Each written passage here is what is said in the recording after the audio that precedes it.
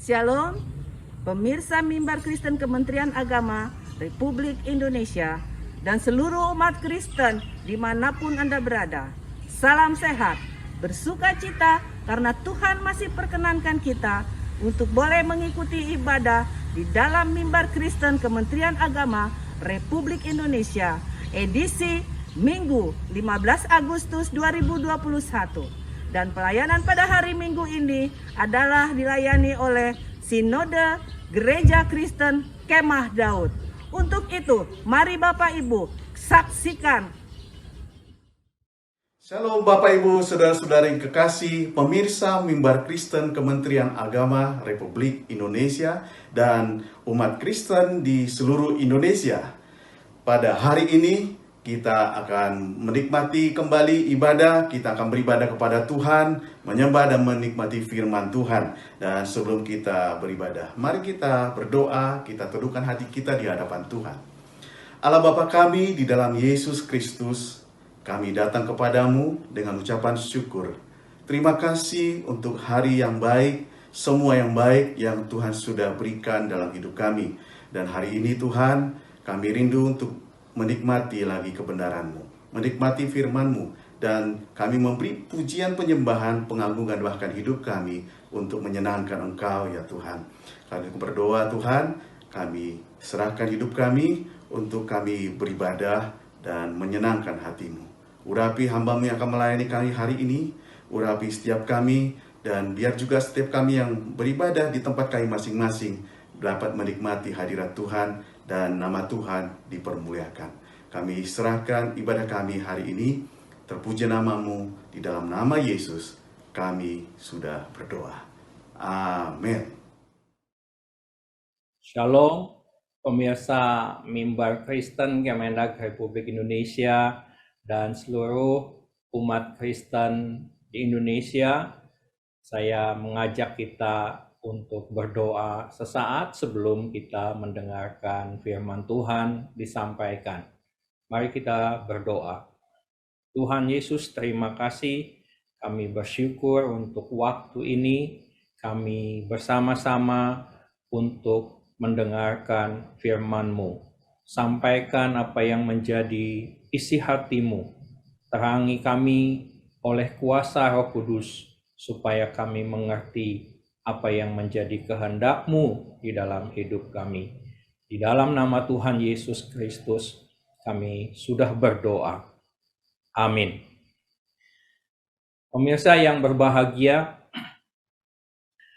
hari ini tema pemberitaan firman Tuhan adalah kedaulatan Allah di tengah kehidupan, dengan subtema menjadi gereja yang tanggap akan rencana Allah dan akan kebutuhan sesama. Pemberitaan hari ini berpusat pada kitab Ester yang menceritakan sebuah krisis yang terjadi terhadap orang Yahudi. Dan saya ingin mengutip satu bagian ayat di dalam kitab Ester pasal 9 ayat yang ke-22 yang berkata demikian. Pada hari-hari itulah orang Yahudi mendapat keamanan terhadap musuhnya, dan dalam bulan itulah duka cita mereka berubah menjadi sukacita, dan hari perkabungan menjadi hari gembira. Dan supaya menjadikan hari-hari itu hari perjamuan dan sukacita, dan hari untuk antar mengantar makanan, dan untuk bersedekah kepada orang-orang miskin. Ada sebuah situasi yang Tuhan lakukan terhadap orang Yahudi yang ditulis dalam kitab Ester, yang intinya seperti yang tadi kita baca, Tuhan mengubah duka cita menjadi sukacita, yang perkabungan berubah menjadi hari gembira. Ada hal yang disebutkan di dalam kitab Ester menceritakan di awal itu dimulai dengan sebuah krisis, dan kita akan melihat ini secara satu persatu. Yang pertama disebutkan bahwa Allah berdaulat atas kesalahan manusia. Pemirsa Mimbar Kristen Kemenag yang berbahagia dan seluruh umat Kristen di seluruh Indonesia, Kitab Esta dimulai dengan sebuah kisah tentang pesta yang berakhir dengan kekacauan. Karena disebutkan di dalam kitab Esta pasal 1 ayat yang ke-12, ya, bahwa ketika Ratu Wasti diminta oleh Ahasiweros untuk menghadap, dia menolak, dan karena dia sedang memiliki kesibukan yang lain, dan itu menyebabkan kemarahan Raja Ahasiweros, dan itu menjadi sebuah aib, dan kemudian diputuskan oleh para penasehat supaya Ratu Wasti tidak diizinkan lagi menghadap Raja Ahasiweros, tetapi supaya diganti dengan ratu yang lain yang lebih baik. Bapak dan Ibu, itu adalah sebuah kesalahan, itu adalah suatu aib. Tentunya ini adalah aib di dalam rumah tangga, tetapi karena yang berumah tangga adalah seorang raja, tentu dampaknya menjadi berdampak kerajaan. Dan ketika itu terjadi, disebutkan bahwa raja marah murka. Bapak dan Ibu yang kekasih di dalam Tuhan, pemirsa Mimbar Kristen Kemenag yang berbahagia, tentu adalah sebuah hal yang memalukan bagi seorang raja ketika dengan kekuasaannya yang luar biasa, istrinya menolak untuk hadir. Dan itu dianggap menjadi sesuatu yang berbahaya. Dan di dalam kesalahan ini kemudian hampir-hampir terjadi masalah yang besar. Tetapi kemudian raja memberi diri untuk dinasehati. Dia meminta pertimbangan-pertimbangan kepada orang-orang bijak di sekelilingnya yang memberi masukan yang baik.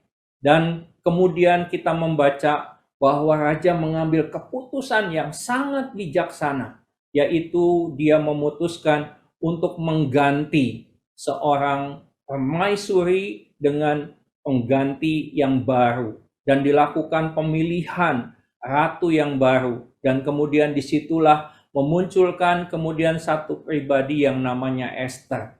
Bapak dan Ibu yang kekasih dalam Tuhan, pemirsa Mimbar Kristen yang berbahagia, dan seluruh umat Tuhan di Indonesia, pemunculan Esther yang tidak terduga, seorang anak budak, tentu menjadi sesuatu yang tidak menyenangkan. Tetapi kemudian itu terjadi dan atas seizin Tuhan. Banyak di antara kita mungkin menghadapi banyak persoalan, menghadapi kesulitan, menghadapi katakanlah sesuatu bencana, dan hari-hari ini juga kita sedang mengalami situasi yang bisa kita katakan juga sebuah bencana. Tetapi ketika kita melihat bagaimana Tuhan berkarya di dalam sebuah peristiwa di dalam kehidupan Esther, maka kita juga percaya bahwa Allah yang sama juga mampu membuat sesuatu yang kita anggap sebagai kesalahan menjadi sebuah kebaikan. Bapak dan Ibu yang kekasih dalam Tuhan, pemirsa Mimbar Kristen Kemenag yang diberkati Tuhan, di sini kita belajar, di sini kita melihat bahwa Tuhan memegang kendali atas setiap kesalahan, atas setiap kekeliruan, bahkan kasih setianya jauh melampaui kesalahan-kesalahan kita. Dengan kita melihat dan kita percaya bahwa Tuhan berkuasa, maka tidak perlu merasa gagal di dalam sebuah kesalahan, tetapi merespon setiap kesalahan dengan rendah hati, sehingga kita belajar untuk menerima masukan, membuka diri untuk menerima nasihat, maka kasih setia Tuhan akan membawa kita kembali ke jalur kita yang sesungguhnya. Dia mengendalikan setiap kesalahan untuk menjadi sebuah kebaikan. Pemirsa Mimbar Kristen Kemenag dan seluruh umat Kristen di Indonesia. Yang kedua, di dalam kitab Ester ini saya ingin menekankan bahwa Allah juga mengubah sebuah rancangan jahat menjadi berkat. Di dalam Ester pasal 3 ayat yang ke-13 disebutkan bahwa ada seorang yang namanya Haman. Dia ini bisa dikatakan perdana menteri. Dia memiliki dendam kepada orang Yahudi, terutama kepada Mordekai yang tidak mau menghormati dia. Sehingga dia merancang sesuatu yang jahat. Dalam Ester 3 ayat 13, dia berhasil mendapatkan otoritas dari Raja Ahasiweros untuk memunahkan orang Yahudi di seluruh wilayah Raja Ahasiweros, yaitu 127 daerah ya yang terbentang dari India sampai ke Ethiopia. Ini adalah sebuah rancangan pemusnahan yang luar biasa mengerikan. Kalau itu sampai terjadi, dan hampir-hampir terjadi, surat sudah ditulis, dimateraikan, dan sudah dikirimkan, tinggal menunggu eksekusi. Bapak dan Ibu yang kekasih di dalam Tuhan, pemirsa Mimbar Kristen Kemenak, dan umat Tuhan di seluruh Indonesia, Tuhan berkarya dengan luar biasa sehingga rancangan jahat ini kemudian berhasil dipatahkan. Ya, Tuhan memakai dua orang, yaitu Ratu Ester, dan Tuhan memakai juga Mordekai untuk menjadi alat Tuhan menggagalkan rencana jahat itu. Bahkan kemudian orang yang merancangkan yang jahatnya ini juga kemudian dihukum. Ya, apa yang dia rancangkan itu berbalik menjadi bumerang bagi dia. Dan kemudian seluruh bangsa orang Yahudi berhasil diselamatkan. Tuhan mengubah yang tadinya menjadi rancangan kebinasaan itu menjadi rancangan kebaikan yang mendatangkan sukacita. Bapak dan Ibu yang kekasih di dalam Tuhan, hari-hari ini kita sedang menjalani sebuah masa yang sulit, yaitu pandemi. Bapak dan Ibu, ya kita belum tahu, terlalu banyak teori yang menyebutkan apa yang menjadi sebab dari pandemi ini. Bapak dan Ibu yang kekasih dalam Tuhan, pemirsa Mimbar Kristen, banyak teori. Ada yang menyebutkan ini konspirasi. Ada yang menyebutkan ini sebuah rancangan yang memang sudah didesain sebelumnya. Memang benar, sebelum peristiwa kasus Wuhan merebak, beberapa orang di bagian belahan dunia memperkirakan akan terjadinya sebuah pandemi yang luar biasa. Ada orang yang mengatakan akan terjadi depopulasi, ya, pengurangan jumlah penduduk, dan itu melalui suatu pandemi. Artinya akan ada kematian penduduk dunia yang masif, massal, luar biasa.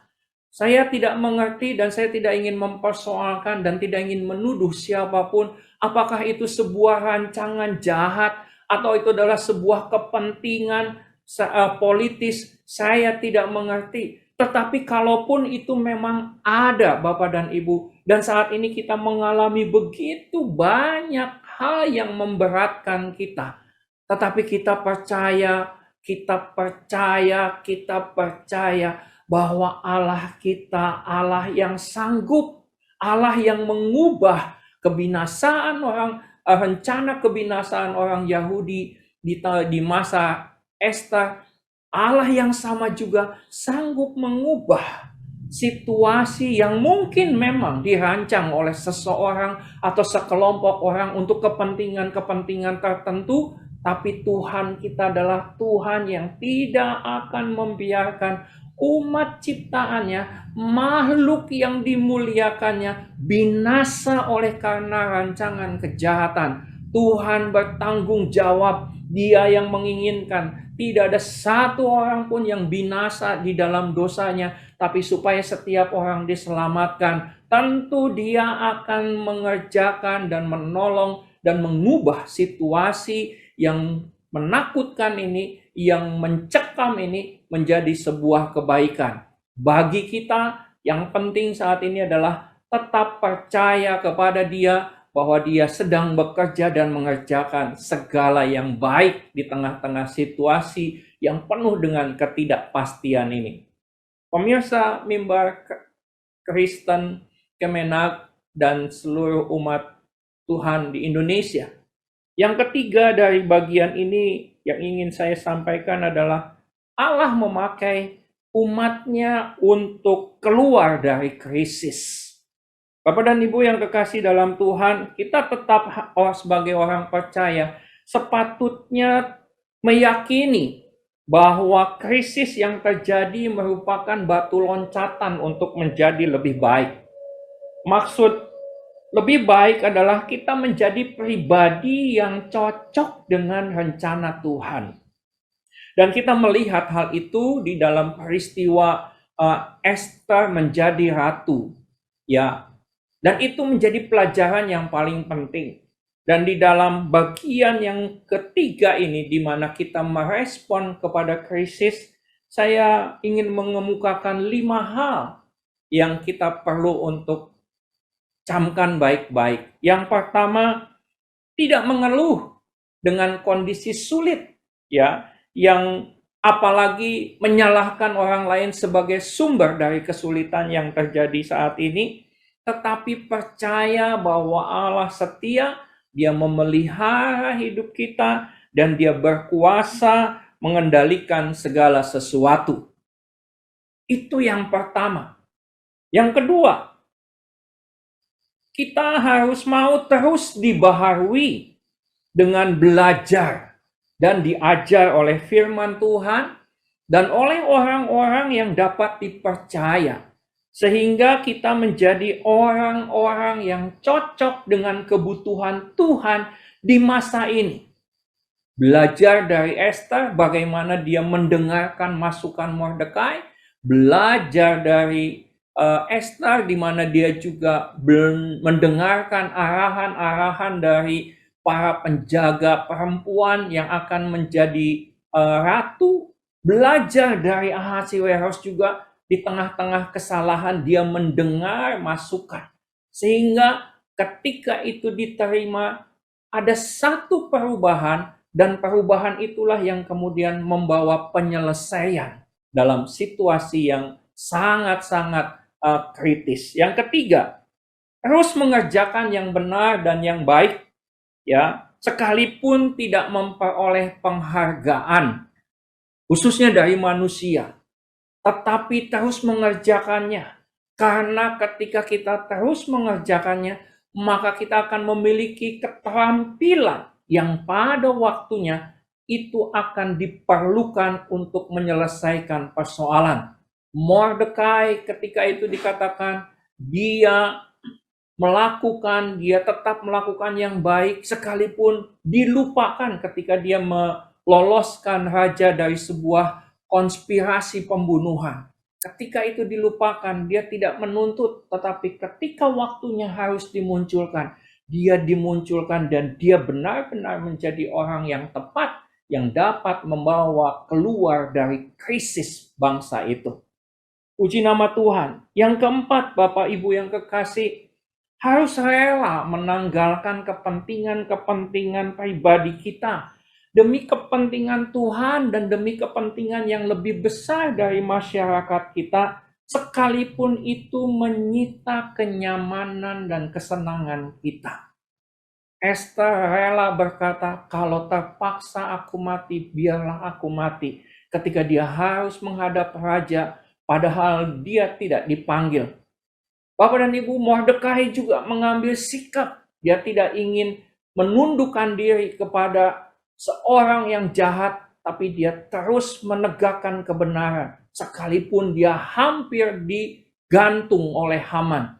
Bapak dan Ibu, Tuhan menginginkan umat yang militan di dalam mempercayai Tuhan, sekalipun itu sangat-sangat beresiko. Bapak dan Ibu yang kekasih, yang terakhir, yang kelima, menggunakan kesempatan, jabatan, posisi yang Tuhan izinkan kita miliki saat ini untuk mengupayakan keselamatan dan kesejahteraan, karena dengan begitu Tuhan dimuliakan dan orang dituntun kepada pengenalan akan Tuhan. Di salah satu ayat dari kitab Ester dikatakan bahwa orang-orang pada waktu itu ketakutan kepada orang Yahudi. Kita harus mengartikan itu bukan menjadi ketakutan yang negatif, tetapi itu menjadi sebuah simpati, respek dari banyak orang karena kita terus mengerjakan dan mengupayakan yang baik, keselamatan, dan kita mengupayakan kesejahteraan dari banyak orang. Di tengah-tengah sukacita bangsa Yahudi waktu itu disebutkan mereka antar mengantar makanan dan berbagi dengan orang-orang miskin. Ada banyak orang pada hari ini yang tiba-tiba dan tanpa diduga jatuh miskin di tengah-tengah pandemi, dan mereka menjadi bagian dari orang-orang yang ada di hadapan kita. Kita punya kesempatan, kita bisa berbagi melalui apa yang kita punya.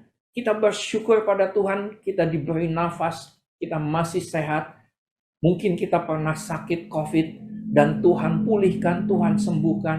Tentu itu menjadi kesempatan bagi kita untuk kita bisa berbagi, untuk kita peduli kepada sesama kita, dan itu menjadi respon dari kita sebagai gereja Tuhan di tengah-tengah krisis yang terjadi ini. Puji nama Tuhan, Tuhan Yesus memberkati Bapak, Ibu, pemirsa Mimbar Kristen Kemenag, dan seluruh umat Tuhan di Indonesia. Mari kita bersatu dalam doa.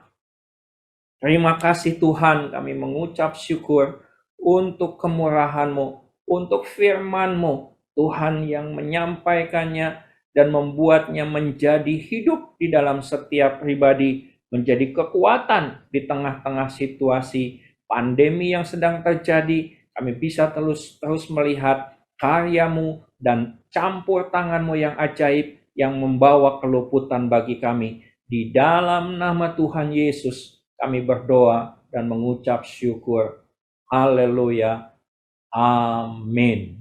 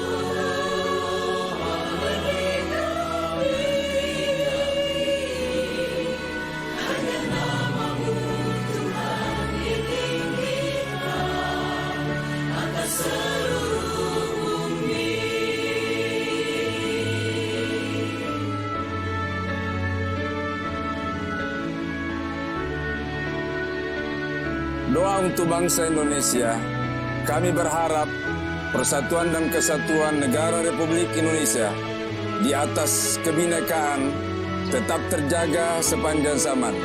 Semoga kita tetap sehat dan walafiat. Merdeka! Merdeka! Merdeka!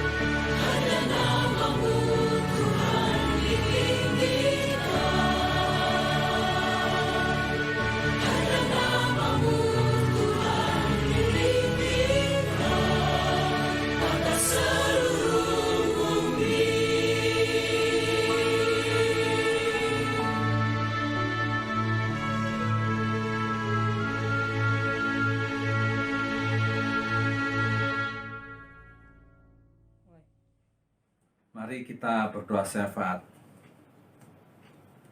Bapa kami di surga, Bapa yang kami kenal dalam nama Tuhan Yesus, kami berdoa untuk bangsa dan negara kami Indonesia. Kami bersyukur Tuhan anugerahkan kepemimpinan yang baik untuk periode ini di bawah Presiden Jokowi dan Bapak Wakil Presiden Ma'ruf Amin. Terima kasih juga untuk para menteri dan wakil yang bisa bekerja sama dengan baik dan melaksanakan tugas-tugas yang menjadi arahan Bapak Presiden. Terima kasih untuk setiap keputusan dan arahan yang telah dibuat untuk menanggulangi wabah COVID-19, coronavirus 19. Sehingga sampai saat ini negeri kami boleh dikatakan dalam keadaan yang baik, sekalipun wabah masih terus berlangsung. Terima kasih Tuhan, kami juga berdoa untuk Bapak Menteri Agama, supaya Bapak Menteri Agama kami punya hikmat ilahi dan keberanian yang kuat untuk berdiri sebagai menteri bagi seluruh agama yang ada di Indonesia, sehingga kehidupan agama boleh berjalan dengan harmonis dan setiap warga negara beribadah dengan leluasa, dengan merdeka, sesuai dengan keyakinannya, supaya hak-hak konstitusi boleh dilaksanakan dengan penuh di negeri Indonesia ini. Terima kasih untuk umat Kristen yang sampai hari ini menjadi warga negara yang baik, yang merespon positif setiap arahan, kebijakan yang dibuat oleh pemerintah dalam mengatasi wabah corona, sehingga mendukung setiap usaha vaksinasi, setiap himbauan disiplin kesehatan, protokol kesehatan. Terima kasih Tuhan, terus bahwa umat Kristen berharap dan bersandar kepada Tuhan saja dalam masa-masa yang sukar ini, sehingga terus beroleh damai sejahtera dan sukacita di dalam Tuhan. Demikian pun saat ini kami berdoa untuk para tenaga kesehatan yang ada di seluruh Indonesia, di rumah sakit puskesmas, mereka beroleh kesehatan, keselamatan yang daripada Tuhan, juga keluarganya. Sedemikian rupa mereka akhirnya bisa bekerja dengan baik, fokus menangani para pasien yang ada di rumah-rumah sakit, dan penanganan korban COVID-19 ini boleh dilakukan dengan baik. Tuhan, terima kasih. Kami bersyukur untuk bangsa dan negeri kami sampai saat ini, Tuhan. Dan kami akan mengakhiri doa kami dalam satu doa yang diajarkan Tuhan kami Yesus Kristus, doa Bapa kami. Bapa kami yang ada di surga, dikuduskanlah namamu, datanglah kerajaanmu, jadilah kehendak-mu di bumi seperti di surga. Berikanlah kami pada hari ini makanan kami yang secukupnya, dan ampunilah kesalahan kami seperti kami mengampuni orang bersalah kepada kami, dan janganlah membawa kami ke dalam pencobaan, tetapi lepaskanlah kami daripada yang jahat, karena Engkaulah yang punya kerajaan dan kuasa dan kemuliaan sampai selama-lamanya, di dalam nama Tuhan Yesus. Amin. Mimbar Kristen Kementerian Agama Republik Indonesia telah selesai kita ikuti. Untuk itu, kami mengucapkan terima kasih kepada Sinode Gereja Kristen Kemah Daud yang telah memberitakan firman Tuhan pada minggu ini. Kami mengucapkan juga terima kasih kepada puji-pujian yang telah mengisi di acara Mimbar Kristen Kementerian Agama Republik Indonesia. Kami tidak lupa menghimbau kepada seluruh umat Kristen yang ada dimanapun berada untuk tetap mengikuti protokol kesehatan sesuai dengan himbauan pemerintah. Jangan lupa 5M harus kita ikuti.